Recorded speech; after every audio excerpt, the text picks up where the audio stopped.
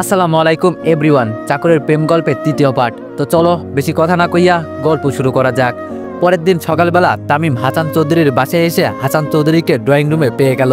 Tamim drawing রুমে ঢুকে ওনার সামনে এসে দাঁড়ালো আর বলল, স্যার আমার কিছু টাকা দিতে পারবেন? হাসান চৌধুরী তখন সোফায় বসে বসে পেপার পড়ছিলেন। হঠাৎ তামিমের এমন কথায় তিনি কিছুটা চমকে উঠলেন, সাথে কিছুটা রাগ নিয়ে তামিমের দিকে তাকিয়ে বলল, টাকা দিয়ে কি করবি? তামিম বলল, আসলে স্যার আমাদের খরচের টাকা একেবারেই শেষ। যদি আপনি কিছু টাকা ধার দিতেন তাহলে খুব ভালো হতো। এর বদলে আমি আপনার বাড়িতে কাজ করে সেই টাকা পরিশোধ করে দিব। হাসান চৌধুরী বলল, এমনিতেই তোর বাপ আমার 1 লক্ষ টাকা মেরেছে, এখন তোরও ইচ্ছা আছে নাকি আমার টাকা মারার? তামিম বলল, না স্যার আমি সত্যি বলছি। হাসান চৌধুরী বলল, তোকে আমি 1 টাকাও দিতে পারবো না, যা এখান থেকে। তামিম বলল, স্যার প্লিজ। হাসান চৌধুরী ধমক দিয়ে বলল, কি বললাম শুনতে পাসনি? যা এখান থেকে। তামিম আর কিছু না বলে মন খারাপ করে সেখান থেকে চলে আসতে যাবে, তখনই হাসান চৌধুরী কি মনে করে যেন তামিমকে দাঁড়াতে বললেন। হাসান চৌধুরী বললেন, তোর কত টাকা লাগবে? তামিম বলল, 2-1 হাজার দিলেই হবে। হাসান চৌধুরী বলল, তোকে 3,000 টাকা দিব, কিন্তু এর জন্য তোকে একটা কাজ করতে হবে। তামিম খুশি হয়ে বলল, কি কাজ স্যার বলেন, আমি সব করব। হাসান চৌধুরী বলল, তোকে এখন থেকে আমার মেয়ে নিশির বডিগার্ড হিসাবে কাজ করতে হবে, মানে ওর সাথে সব সময় থাকতে হবে, ও যখন যা বলবে তোকে তাই করতে হবে। এক কথায় আমার মেয়েকে সবসময় গার্ড দিয়ে রাখতে হবে তোকে। হাসান চৌধুরীর কথা শুনে তামিম কি বলবে ভেবে পাচ্ছে না। নিশি যেমন মেয়ে, সে যদি নিশির বডিগার্ড হয় তাহলে নিশি তার জীবন একদম তছনছ করে দিবে, এটা তামিম ভালো করেই জানে। কিন্তু খরচের জন্য তার এখন টাকারও খুব প্রয়োজন। এখন টাকা পেতে হলে তাকে হাসান চৌধুরীর কথায় রাজি হতে হবে, এছাড়া আর কোনো উপায় নেই। তামিম এক নাগাড়ে ভেবে যাচ্ছে সে এখন কি করবে। তামিমকে ভাবতে দেখে হাসান চৌধুরী বলে উঠল, রাজি হলে বল, তোকে এখনই অ্যাডভান্স টাকা দিয়ে দিব, আর রাজি না হলে? তামিম বলল, স্যার আমি রাজি। হাসান চৌধুরী বলল, ওকে ফাইন, এই নে এইখানে 3,000 টাকা আছে। তামিম কিছু না বলে টাকাটা নিয়ে নিল। হাসান চৌধুরী বলল, গাড়ি চালাতে পারিস? তামিম বলল, জি স্যার। হাসান চৌধুরী বলল, আচ্ছা তাহলে ভার্সিটি যাওয়ার সময় আমাদের এইখানে চলে আসবি, আর নিশিকে গাড়ি করে ভার্সিটিতে নিয়ে যাবি। তামিম বলল, আচ্ছা। তারপর তামিম সেখান থেকে অন্য রুমে চলে আসলো আর বাসার কাজে লেগে পড়লো। একে একে সব কাজ শেষ করে তামিম তার বাসায় চলে গেল। বাসায় এসেই তামিম তার আম্মুর কাছে চলে গেল। তামিম তার আম্মুকে টাকাগুলো এগিয়ে দিয়ে বলল, আম্মু এই নাও, এইখানে 3,000 টাকা আছে, হাসান চৌধুরী দিয়েছেন। তামিমের আম্মু বলল, এত টাকা উনি তোকে দিয়ে দিলেন? তামিম বলল, হ্যাঁ, আসলে ওনাকে বলেছিলাম যে আমাদের খরচের জন্য কিছু টাকা প্রয়োজন, আর এটাও বলেছি যে টাকার বদলে আমি ওনার বাসায় আরো কিছুদিন কাজ করে সেটা শোধ করে দিব। তামিমের আম্মু বলল, এই টাকার জন্য তোকে আরো অনেকদিন কষ্ট করতে হবে তাই না বাবা? তামিম বলল, আরে না, কিসের কষ্ট? আচ্ছা বাদ দাও, অনেক ক্ষুধা লেগেছে, খাবার খাবো চলো। তারপর তামিম তার আম্মুকে নিয়ে খাবার খেয়ে রেডি হয়ে আবার হাসান চৌধুরীর বাসায় চলে গেল। হাসান চৌধুরীর বাসায় আসতেই নিশির সাথে তার দেখা হয়ে গেল। নিশি বলল, এই নে গাড়ির চাবি, গোডাউন থেকে গাড়িটা বের করে নিয়ে আই। তামিম কিছু না বলে নিশির থেকে চাবিটা নিয়ে গোডাউনে চলে গেল আর ওইখান থেকে গাড়ি বের করে নিয়ে আসলো। নিশি কিছু না বলে গাড়ির দরজা খুলে গাড়িতে ঢুকে পড়লো আর তামিমকে গাড়ি স্টার্ট দিতে বলল। তামিমও নিশির কথা মতো গাড়ি স্টার্ট দিয়ে ভার্সিটির উদ্দেশ্যে বেরিয়ে পড়লো। প্রায় 10 মিনিট পর তারা ভার্সিটিতে এসে পৌঁছালো। নিশি চিৎকার করে বলল, গাড়ির দরজা কে খুলবে, তোর বাপ? তামিম বলল, এখানে আপনি আমার আব্বুকে টানছেন কেন? নিশি বলল, ওই বেশি কথা বলবি না, গাড়ি থেকে নেমে পিছনের দরজা খোল। তামিম আর কিছু না বলে গাড়ি থেকে নেমে পিছনের দরজাটা খুলে দিল। নিশি গাড়ি থেকে নেমেই তামিমের গালে ঠাস করে একটা চর বসিয়ে দিল। নিশির এমন কাজে তামিম পুরো ভেবাচাকা খেয়ে গেল। নিশি তাকে কেন মারলো এটাই সে বুঝে উঠতে পারছে না। নিশি বলল, প্রথমে আমার সাথে তর্ক করাতে এটা তো শাস্তি, মনে রাখিস আজ থেকে তুই আমার বডিগার্ড, যতক্ষণ আমি বাসার বাইরে থাকবো তোকেও আমার সাথে থাকতে হবে এবং আমার সব কথা তোকে মেনে চলতে হবে। যদি আমার কথা না শুনিস তাহলে তোকে কঠিন শাস্তি পেতে হবে। এখন যা, গাড়িটা ওই আম গাছের নিচে পার করে আয়। কথাগুলো বলে নিশি ক্লাসে চলে গেল আর তামিম গাড়িটা ভার্সিটির আম গাছের নিচে পার করে আসলো। তামিমকে এইভাবে চর মারায় ভার্সিটিতে সকল ছাত্রছাত্রী কিছুটা অবাক হয়ে গেছে। অনেকেই হয়তো তামিমের দিকে তাকিয়ে তাকিয়ে ভাবতে, তামিম নিশিকে নিয়ে গাড়ি করে ভার্সিটিতে আসলো কেন, আর নিশি তামিমকে চর মারলো অথচ তামিম এর প্রতিবাদ করলো না কেন? তারপর তামিম ওইখান থেকে সোজা ক্লাসে চলে আসলো আর শুভর পাশে গিয়ে বসে পড়লো। তামিম বলল, কিরে কখন আসলি তুই? শুভ বলল, এই তো একটু আগে। তুই গতকাল বলছিলি না তোর একটা কাজের প্রয়োজন, তোর জন্য একটা কাজ পেয়েছি, করবি? তামিম বলল, না লাগবে না, আমি ইতিমধ্যে একটা কাজ পেয়ে গেছি। শুভ বলল, ও তাহলে ঠিক আছে। মায়া বলল, কিরে ওই ছেলেকে? তামিমকে দেখিয়ে বলল, তোকে আজ গাড়ি করে নিয়ে আসলো কেন? নিশি বলল, শুধু আজ নয়, এখন থেকে প্রতিদিনই নিয়ে আসবে। মায়া বলল, কেন? নিশি বলল, কারণ ও এখন থেকে আমার বডিগার্ড, আমি ওকে যখন যা বলবো তাকে তাই শুনতে হবে। মায়া কিছুটা অবাক হয়ে বলল, ও তোর বডিগার্ড মানে? নিশি বলল, তাহলে শোন। তারপর সে মায়াকে গতকালের কথাগুলো বলল। মায়া বলল, বুঝলাম, কিন্তু তুই এত ছেলে রেখে ওনাকেই কেন নিজের বডিগার্ড বানালি? নিশি বলল, একে একটু টাইট করার জন্য। মায়া বলল, মানে? নিশি বলল, ওইসব তুই বুঝবি না, সময় হোক তাহলে নিজেই দেখতে পাবি। মায়া বলল, দেখ নিশি, ছেলেটার বাবা নেই, শুধু মা আছে। বলতে গেলে ছেলেটা এতিমি প্রায়। ছেলেটার সাথে বাজে কোনো কাজ করিস না প্লিজ। নিশি বলল, তোকে এসব বলে দিতে হবে না, ও আমার বডিগার্ড, সো আমি বুঝবো ওর সাথে কি করব আর কি করব না। মায়া বলল, তারপরও। নিশি বলল, এখন চুপ কর, ওই দেখ স্যার চলে এসেছে। মায়া আর কিছু বলতে পারলো না, কারণ তার আগেই ক্লাসে স্যার চলে আসলেন। এরপর স্যার ক্লাস করাতে শুরু করলেন। ছাত্রছাত্রীরা ক্লাসে মনোযোগ দিল। তারপর সব ক্লাস করানো শেষ হলে ভার্সিটি ছুটি হয়ে গেল। নিশি ক্লাসরুম থেকে বেরিয়ে যাওয়ার সময় তামিমকে বলে গেল গাড়িটা ভার্সিটি থেকে বের করতে। তামিমও নিশির কথা মতো ক্লাস থেকে বেরিয়ে গিয়ে গাড়িটা ভার্সিটির বাইরে নিয়ে আসলো, কিন্তু তামিম গাড়ি থেকে বের হলো না, ভিতরেই বসে থাকলো। কিছুক্ষণ পর নিশি ভার্সিটি থেকে বেরিয়ে গাড়ির কাছে এসে চিৎকার করে বলল, ওই জমিদারের বেটা, ভিতরে বসে আছিস কেন? গাড়ির দরজা কি তোর বাপে খুলে দিবে? নিশির কথা শুনে তামিম তাড়াতাড়ি করে গাড়ি থেকে বেরিয়ে গাড়ির পিছনের দরজা খুলে দিয়ে বলল, ম্যাম, আমাকে গালি দেন বা মারেন, আমি কিছুই বলবো না, কিন্তু আমার আব্বুকে সব জায়গায় টানবেন না প্লিজ। নিশি ঠাস ঠাস করে চট দিয়ে বলল, ওই চাকরের বাচ্চা, বেশি বেড়ে গেছিস তাই না? তোকে না সকালেও একবার মেরেছিলাম আমার মুখে মুখে তর্ক করার কারণে, মনে নেই? তারপরও এখন আবার কোন সাহসে আমার মুখের উপর কথা বললি? তামিম নিশ্চুপ, মাথা নিচু করে আছে। নিশি বলল, নেক্সট টাইম আমার মুখের উপর কথা বলার আগে ভেবে কথা বলবি। দে এখন গাড়িতে উঠে গিয়ে গাড়ি স্টার্ট দে। তামিম আর কিছু না বলে গাড়িতে উঠে গাড়ি স্টার্ট দিয়ে নিশিকে নিয়ে সোজা হাসান চৌধুরীর বাসায় চলে আসলো। বাসার সামনে এসে গাড়ি থামিয়ে তামিম গাড়ি থেকে নেমে পিছনের দরজাটা খুলে দিল।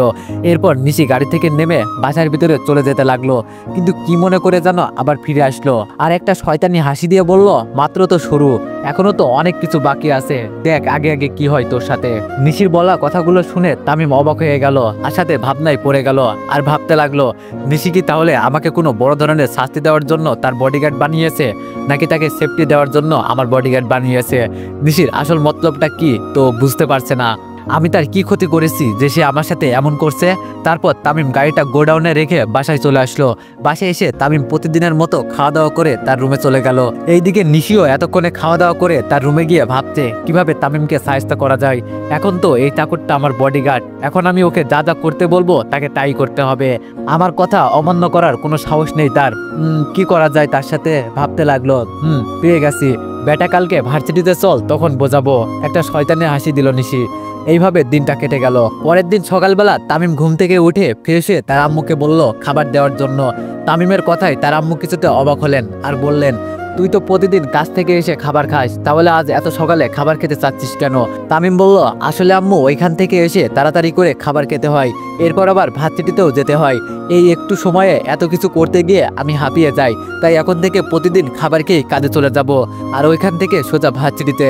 তামিমের আম্মু বলল, কিন্তু বাবা, খাবার তো এখনো রান্না করিনি, তুই এখন কাজে চলে যা, তারপর কাজ থেকে এসে খাবার খেয়ে ভার্সিটিতে চলে যাস, এর পরের দিন থেকে না হয় খাবার খেয়ে কাজে যাস। তামিম বলল, আচ্ছা আম্মু ঠিক আছে, তুমি তাহলে রান্না করো, আমি গেলাম। তামিমের আম্মু বলল, আচ্ছা যা। তারপর তামিম তার বাসা থেকে বেরিয়ে হাসান চৌধুরীর বাসায় চলে আসলো। হাসান চৌধুরীর বাসায় এসে বাসার সব কাজ করে আবার তার বাসায় চলে আসলো। বাসায় এসে খাবার খেয়ে তামিম আবার হাসান চৌধুরীর বাসায় চলে আসলো। তারপর সে গোডাউনে গিয়ে গাড়ি বের করে নিশিকে ভার্সিটি যাওয়ার জন্য ডাক দিল।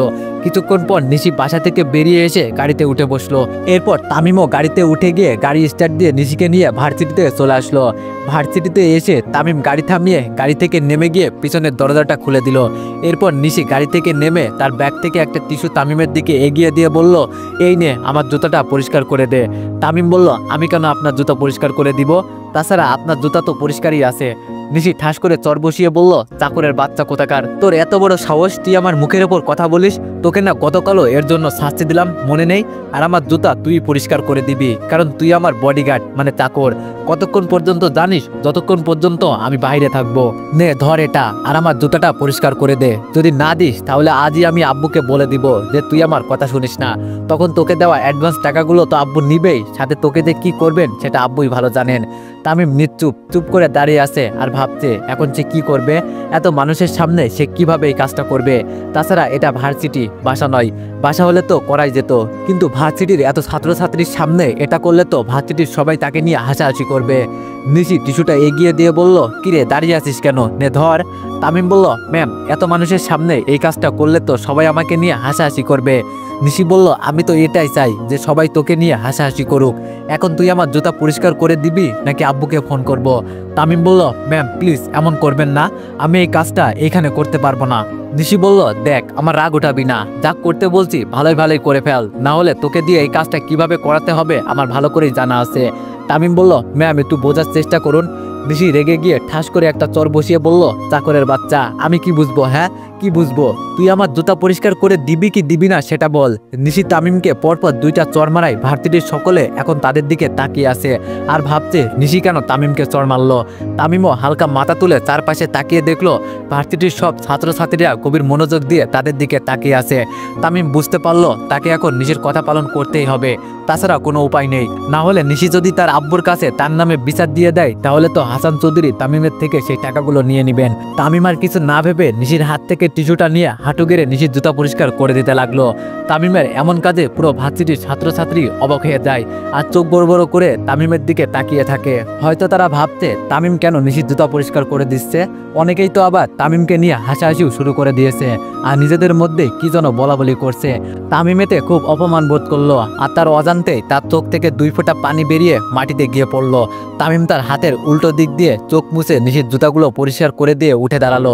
নিশি বলল, বাহ তুই তো খুব সুন্দর করে জুতা পরিষ্কার করতে পারিস, আচ্ছা তাহলে আজ থেকে প্রতিদিন তুই আমার জুতা পরিষ্কার করে দিবি। এখন যা আর গাড়িটা ওইখানে পার্ক করে আয়। কথাগুলো বলেই নিশি ক্লাসে চলে গেল। তামিম কিছু না বলে গাড়িতে উঠে গাড়িটা আম গাছের নিচে নিয়ে পার্ক করে ক্লাসে চলে আসলো। মায়া বলল, এই তুই আজ ওই ছেলেটাকে দিয়ে জুতা পরিষ্কার করালি কেন? নিশি বলল, ইচ্ছা হয়েছে তাই করিয়েছি, তাছাড়া এখন থেকে প্রতিদিনই করাবো। মায়া বলল, নিশি তুই এতদিন ছেলেটাকে যেভাবে অপমান করছিস তা মেনে নেওয়া যায় না, কিন্তু আজকে তুই ওকে যেভাবে পুরো ভার্সিটির সামনে অপমান করলি সেটা মেনে নেওয়া যায় না। তোর কি মনে হয় না তুই ওই ছেলেটার সাথে একটু বেশি বেশি করে ফেলছিস? নিশি বলল, না যা যা করেছি এবং যা যা করছি সব ঠিক করছি। ওই ছেলেটার এত সাহস হয় কিভাবে আমার সাথে বেয়াদবি করার? আমার সাথে যে বেয়াদবি করবে তাকে উপযুক্ত শাস্তি পেতেই হবে। মায়া বলল, ওই ছেলেটা তোর সাথে বেয়াদবি করছে ঠিক আছে, কিন্তু তুইও তো ওই ছেলেটার সাথে কম করছিস না, তুই একটু বেশি করে ফেলছিস। গরিব বলে কাউকে এতটা অবহেলা করা ঠিক না। নিশি বলল, কোনটা ঠিক আর কোনটা বেঠিক এটা আমাকে শেখাতে হবে না, তাছাড়া তুই আমার ফ্রেন্ড হয়ে ওর হয়ে এত কথা বলছিস কেন, আর তার প্রতি তোর এত দরদ হচ্ছে কেন? মায়া বলল, কারণ আমি তোর মতো এত পাষাণ না, আমরা যেমন মানুষ ওরাও তো মানুষ তাই না? ছেলেটা গরিব হলেও তো সে একটা মানুষ নাকি? একটা মানুষে তুই কিভাবে অন্য একটা মানুষের সাথে এত খারাপ আচরণ করছিস? নিশি বলল, দেখ তোর এইসব কথা শুনতে আমার একদম ভালো লাগছে না, একটু চুপ থাকতো এখন। নিশির কথায় মায়া আর কিছু বলল না। শুভ বলল, কিরে ওই নিশি মেয়েটা তোকে তার জুতো পরিষ্কার করে দিতে বলল আর তুই করেও দিলি, তুই তখন কিছু বললি না কেন? তামিম নিশ্চুপ। শুভ বলল, কি হলো চুপ করে আছিস কেন, কথা বল। তামিম বলল, এছাড়া আমার আর কিছু করার ছিল না তাই। শুভ বলল, মানে? তামিম বলল, আমার এখন আর ভালো লাগছে না, তোকে এই বিষয়ে পরে বলবো নি। শুভ বলল, আচ্ছা ঠিক আছে। তারপর কিছুক্ষণ পর ক্লাসে স্যার চলে আসলেন আর ছাত্রছাত্রীরা ক্লাসে মনোযোগ দিল। একে একে সব কয়টা ক্লাস শেষ করে ভার্সিটি ছুটি হয়ে গেল। ক্লাসের সবাই ক্লাস থেকে বেরিয়ে গেলে তামিমও শুভকে নিয়ে ক্লাস থেকে বেরিয়ে বাইরে আসতে যাবে, এমন সময় নিশি তাকে ডাক দিয়ে দাঁড়াতে বলল। তামিমও নিশির কথায় দাঁড়িয়ে পড়ল। এরপর নিশি তামিমের কাছে এসে দাঁড়ালো আর বলল, এই চাকরের বাচ্চা কোথায় যাচ্ছিস? আমার ব্যাগটা কি তোর বাপ এসে নিয়ে যাবে? তামিম বলল, আপনি আমার আব্বুকে এখানে টানছেন কেন? উনি আপনার কি ক্ষতি করেছে? নিশি ঠাস করে চর বসিয়ে বলল, চুপ, একদম মুখে মুখে কথা বলবি না বলে দিলাম, যা আমার ব্যাগটা নিয়ে গাড়িতে রাখ। তামিম কিছু না বলে নিশির ব্যাগটা নিয়ে বাইরে চলে আসলো। তামিমের পিছু পিছু শুভ ক্লাস থেকে বেরিয়ে আসলো। শুভ বলল, ওই মেয়েটা তোর সাথে এমন বিহেভ করছে কেন? তামিম বলল, তুই এখন বাসায় যা, বিকেলবেলা আমাদের বাসায় আসিস তখন তোকে সব বলবো। শুভ বলল, কিন্তু এখন বললে কি? তামিম বলল, এখন আমায় নিশিকে নিয়ে তার বাসায় যেতে হবে, তাই তোকে কিছু বলতে পারবো না। শুভ বলল, আচ্ছা তাহলে আমি বিকালে তোদের বাসায় আসবো নি, এখন তাহলে আমি গেলাম, বাই। তারপর শুভ চলে গেলে তামিম নিশির ব্যাগটা নিয়ে গাড়িতে রাখলো আর গাড়িটা ভার্সিটি থেকে বের করে নিশির জন্য অপেক্ষা করতে লাগলো। মায়া বলল, নিশি তুই একটু আগে ওই ছেলেটার সাথে এমনটা না করলেও পারতি, ও কি ভুল করেছিল তখন? নিশি বলল, আমার ব্যাগটা না নিয়ে চলে যাচ্ছিল, এটাই ওর ভুল। মায়া বলল, কিন্তু তোর ব্যাগ তো প্রতিদিন তুই নিয়ে যাস, তাহলে আজকে ওই ছেলেকে তোর ব্যাগ নিয়ে যেতে বললি কেন? নিশি বলল, ইচ্ছা হয়েছে তাই বলছি। মায়া বলল আজ হঠাৎ তোর এমন ইচ্ছা হলো কেন? নিশি বলল উফ, তুই এত প্রশ্ন করছিস কেন বুঝি না, তুই তোর বাসায় যা তো, আমিও গেলাম, বাই, কাল দেখা হবে। বলে নিশি ক্লাস থেকে বেরিয়ে আসলো। তারপর নিশি মায়াকে রেখেই ভার্সিটির বাইরে এসে গাড়ির সামনে এসে দাঁড়ালো। তামিম নিশিকে দেখে গাড়ি থেকে নেমে তাড়াতাড়ি করে পিছনের দরজা খুলে দিল। নিশি গাড়িতে ঢুকতে ঢুকতে বলল বাহ, একতরই তাহলে শিক্ষা হয়ে গেছে। তামিম কিছু না বলে দরজাটা লাগিয়ে গাড়িতে উঠে বসলো। এরপর গাড়ি স্টার্ট দিয়ে সোজা হাসান চৌধুরীর বাসায় চলে আসলো। হাসান চৌধুরীর বাসায় এসে গাড়ি থামিয়ে তামিম গাড়ি থেকে নেমে পিছনের দরজাটা খুলে দিল।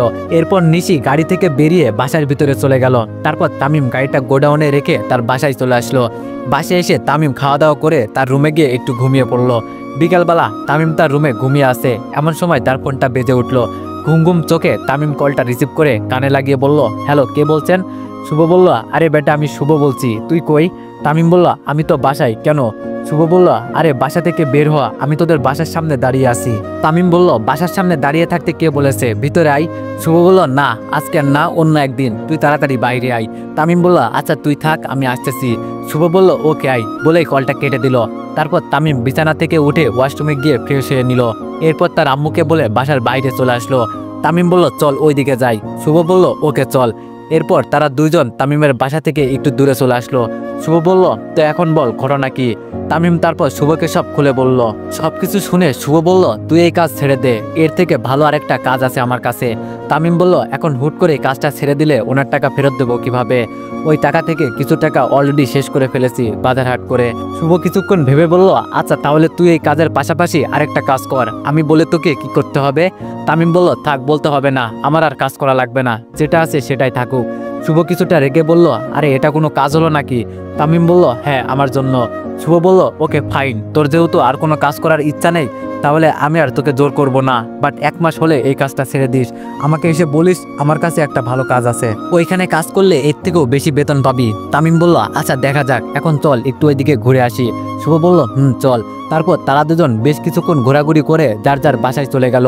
তামিম তার বাসায় এসে হাত মুখ ধুয়ে কিছুক্ষণ পড়তে বসলো। পড়াশোনা শেষ করে রাতের খাবার খেয়ে সে ওই দিনের মতো ঘুমিয়ে পড়লো। এইভাবে কেটে গেল বেশ কিছুদিন। এই কয়েকদিনে নিশি প্রতিদিনই তামিমের সাথে খারাপ ব্যবহার করে এসেছে। প্রতিদিন ভার্সিটিতে নিশি তামিমকে নানানভাবে অপমান করেছে, এমনকি ক্লাসেও নিশি তামিমকে নানানভাবে অপমান করেছে। অপমান করার কোনোদিন বাদ রাখেনি নিশি। তারপরও তামিম দিনের পর দিন নিশির সব অত্যাচার সহ্য করে এসেছে।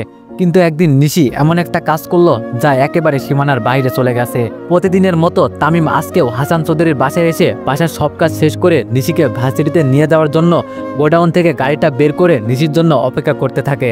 নিশিকে দেখা মাত্রই তামিম পিছনের দরজাটা খুলে দেয়। এরপর নিশি গাড়ির কাছে এসে দাঁড়িয়ে বলল তুই চলে যা, আমি কিছুক্ষণ পর যাব। তামিম বলল তাহলে কি গাড়িটা গোডাউনে রেখে আসবো? নিশি বলল না, এখানেই থাক, আর গাড়ির চাবিটা আমার কাছে দে। তামিম গাড়ির চাবিটা এগিয়ে দিয়ে বলল এই নেন। নিশি চাবিটা নিয়ে বলল হয়েছে, এবার তুই যা। তামিম আচ্ছা বলে সেইখান থেকে চলে আসলো। তামিম হাঁটতে হাঁটতে হাসান চৌধুরীর বাসার অর্ধেক পথ পেরিয়ে মাঝপথে আসতে কোথা থেকে জানি একটা গাড়ি দ্রুত গতিতে এসে তামিমকে ধাক্কা মেরে চলে যায়। গাড়ির ধাক্কা খেয়ে তামিম প্রায় 3 হাত দূরে গিয়ে ছিটকে পড়লো। গাড়িটা এতক্ষণে অনেক দূরে চলে গিয়েছে। গাড়ির ভিতরে থাকা মানুষটা গাড়ির লুকিং গ্লাসের দিকে তাকিয়ে তামিমকে দেখে একটা বিশ্বজয়ী হাসি দিয়ে একটানে তার গন্তব্যের দিকে চলে যাচ্ছে। তামিমের মৃতদেহটা ওইখানে রক্তাক্ত অবস্থায় পড়ে রইল। আশেপাশে কোনো লোকজনও নেই যে তাকে নিয়ে হসপিটালে যাবে। তামিম আর থাকতে না পেরে ওইখানেই জ্ঞান হারিয়ে ফেললো।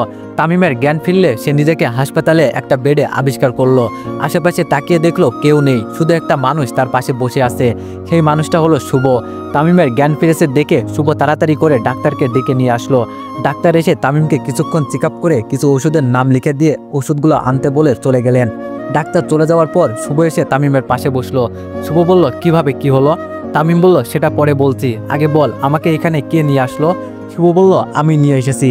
তামিম বলল তুই কিন্তু কিভাবে? শুভ বলল ভার্সিটিতে যাচ্ছিলাম, এমন সময় রাস্তার একপাশে তোকে রক্তাক্ত অবস্থায় পড়ে থাকতে দেখে দৌড়ে তোর পাশে গিয়ে দাঁড়ালাম। এরপর একটা সিএনজি ভাড়া করে তোকে নিয়ে এইখানে চলে আসলাম। তামিম বলল ও। শুভ বলল তাই এখন কেমন লাগছে? তামিম বলল মোটামুটি ভালোই। শুভ বলল আচ্ছা এবার বল কিভাবে কি হলো? তামিম বলল কি আর হবে, ভার্সিটিতে যাচ্ছিলাম, মাঝপথে আসতে একটা গাড়ি এসে ধাক্কা মেরে চলে যায়। শুভ বলল গাড়ি কেন তোকে ধাক্কা মারবে? তুই কি রাস্তার মাঝখান দিয়ে হাঁটছিলি নাকি? তামিম বলল না, সাইড দিয়ে হাঁটছিলাম। শুভ বলল তাহলে? তামিম বলল গাড়িটা আমার ইচ্ছা করে ধাক্কা মেরেছে। শুভ বলল কি, তুই বুঝলি কিভাবে? তামিম বলল গাড়ি দেখে। শুভ বলল মানে? তামিম বলল গাড়িটা কার এটা আমি জানি। শুভ বলল কার গাড়ি ছিল ওটা? তামিম স্বাভাবিকভাবে বলল নিশির। শুভ অবাক হয়ে বলল, কি? তামিম বলল, আমি জ্ঞান হারানোর আগে গাড়িটার দিকে এক নজর তাকিয়েছিলাম, তখন গাড়িটার নাম্বার আমার চোখে পড়ে যায়, এতে আমি বুঝে গেলাম গাড়িটা কার। শুভ বলল, কিন্তু নিশি এমনটা কেন করলো? তামিম বলল, জানি না। তো এভরিওয়ান, গল্পটি কেমন হয়েছে সবাই একটু কমেন্টে জানাইবা, আর নেক্সট পার্টের জন্য অপেক্ষা করো। ধন্যবাদ।